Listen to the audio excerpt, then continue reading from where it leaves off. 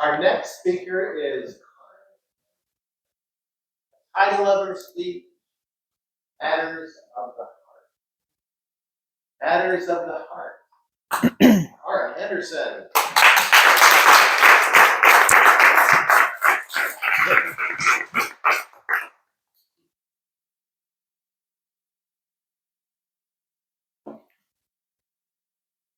You gotta have heart. Let me do that again. You gotta have heart. Lots and lots and lots of heart. Is it possible that the 60s was a life-changing love experiment? We made things happen, and whatever we did, we put our hearts into it. And sometimes we even risked our lives. Some of us placed flowers in the rifle barrels of soldiers while we stared directly in their faces. We were young and brave and scared half to death. We encouraged change. We made things happen, and we kept on marching. The lesson of the 60s is that we, the people, can change history. We were revolutionaries guided by feelings of love. We combated racism. We grew the women's movement. And finally, we ended the Vietnam War. Looking back, it's amazing to think about how much we made happen. It was empowering. Later in life, I forgot about those hippie days because I went through a really difficult divorce. It was challenging. I'd lost sight of myself. I'd grown comfortable and complacent, even though I was still caring. Once we divorced, my love of learning took over. I attended so many classes, read books, went to workshops, all about personal development.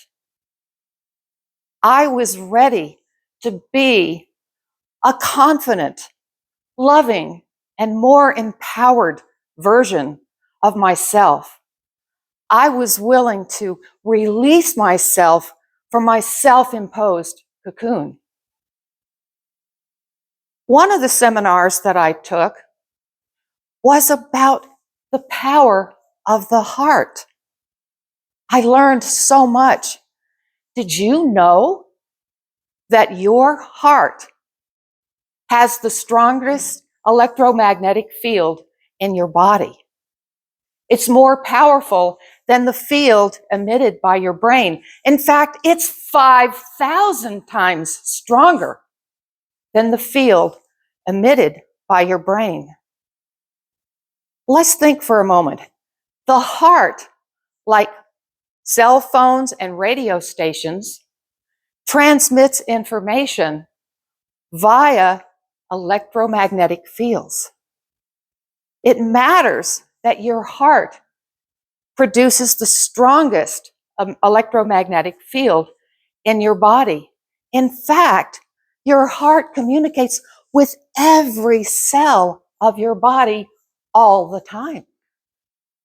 It also radiates outside of your body to others. Human tissues can't stop the signals of your heart. It's been measured up to 10 feet away from your body. It's a powerful communication device. Well, after learning about those powers of the heart, I also was surprised to learn that when you touch someone, the signal generated by your heart actually shows up in their brain waves? Huh. Back then, we called that vibes. And I'll bet you've all felt them. You may not have called them that. Oh, my goodness, the power of the heart. Well, I wasn't done seminaring yet. Luckily, I got to take a seminar put on by Richard Bandler, the founder of neurolinguistic programming. He had us do exercises where we visualized a time where we felt the most love that we'd ever felt. He partnered us with another person and we made that picture. And for me, it was immediate. I saw myself rocking and cradling my infant son, Mark. Oh my gosh, my heart was so overwhelmingly filled with love for him. As we did the exercise, he had us imagine that picture and make it 10 times brighter and then 10 times bigger. Got to be the size of the stage he was on. And then he had us run all that love through all of our veins.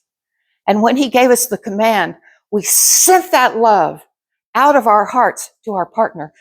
And I was amazed at this flood of love that came into my chest from my partner. Wow.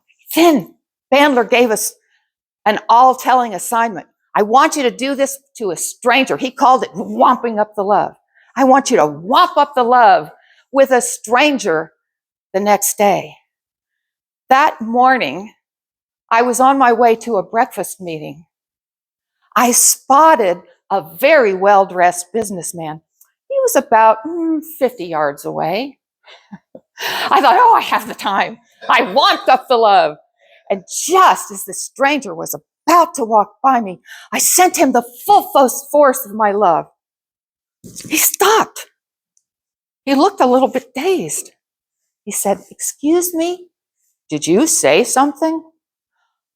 What an astounding demonstration of the power of the heart. I couldn't believe it.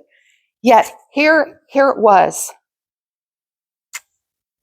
He showed me that one of the most important things that we can do in life is understand the times that we're in now. It's time for you to use the power of your heart. It's the most compelling choice you can make. Mr. Toastmaster.